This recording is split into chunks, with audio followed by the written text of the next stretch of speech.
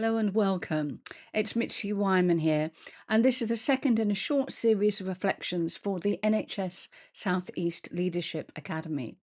For those of you who were able to attend the workshop last year, this will be a refresher, a chance to reconnect with the ideas of the tragic gap and what it asks for us as leaders. And for those who weren't able to join us, this is an introduction, a way of naming something that many of you are already living every day, whether you've had language for it or not. I'll be taking you through a series of slides which are quite detailed, so I will leave time for you to pause and look at them. But I wanted to start by saying this. Most of the people I work in healthcare are carrying far more than anyone ever trained them for, emotionally, morally, and practically. Parker J. Palmer has a name for the place many of you are standing in. He calls it the tragic gap, which is the title for this session. And this is simply a way of naming something that you already know about. The tragic gap is the space between the reality you're working with every day, the pressure, the constraints, the things you can't change quickly, and the care you still want to give. It's not tragic because you're failing in any way. It's tragic because the gap can never be filled, and pretending otherwise takes a toll. When I'm working with leaders, I often hear both sides of this gap at once. On the one hand, this is what we're up against, and on the other, this isn't why I came into healthcare. If you recognize yourself here, you're not behind, you're right in the middle of leadership. What I'm seeing more and more is how people cope with this tension. Some quietly slide into cynicism, not because they don't care, but because caring can hurt.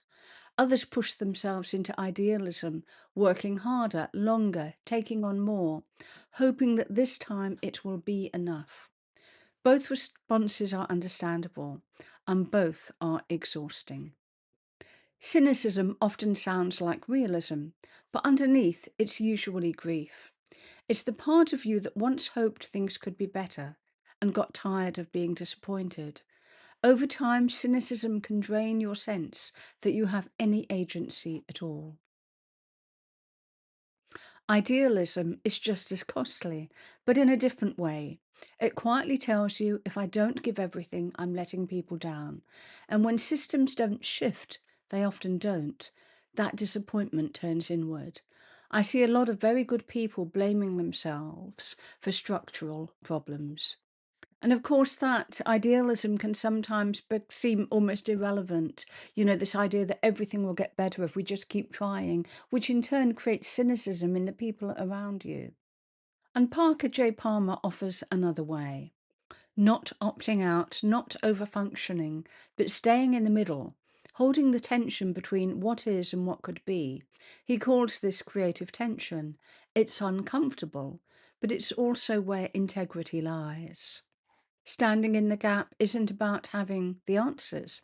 It's about being willing to see clearly, to resist the pressure to fix things too quickly, to stay connected to what matters to you, and to take the next right step, even when it's small, imperfect, and unfinished. In other words, it's to stay in the action and keep going with eyes, seeing clearly, not living in denial about what is going on around us. And it draws on inner resources that can often be overlooked. The ability to notice your own emotional responses so that they don't drive decisions unconsciously. The ability to come back to your values when things feel murky. And the ability to find moments of stillness, not to escape, but to steady yourself. These aren't luxuries, they're absolutely necessary. And at the heart of Parker J. Palmer's work is community. Because one thing I know for sure, and from having read his work deeply, this isn't work you can do on your own. Resilience isn't about coping better in isolation.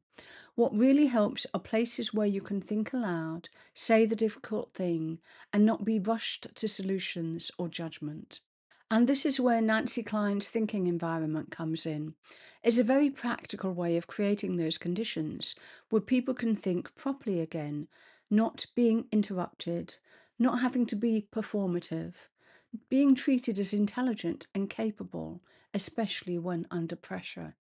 And at the heart of it are those deceptively simple practices: giving someone your full attention, treating everyone as an equal thinker, regardless of role, and creating enough ease so people can slow down and think clearly. Simple ideas, but surprisingly rare. And standing in the tragic gap isn't a one off insight, it's a daily practice.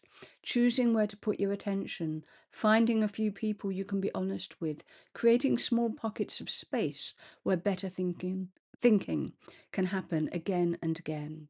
This isn't about fixing healthcare on your own, it's about staying human in the middle of it, holding both the heartache of what is and the hope of what could be without losing yourself along the way.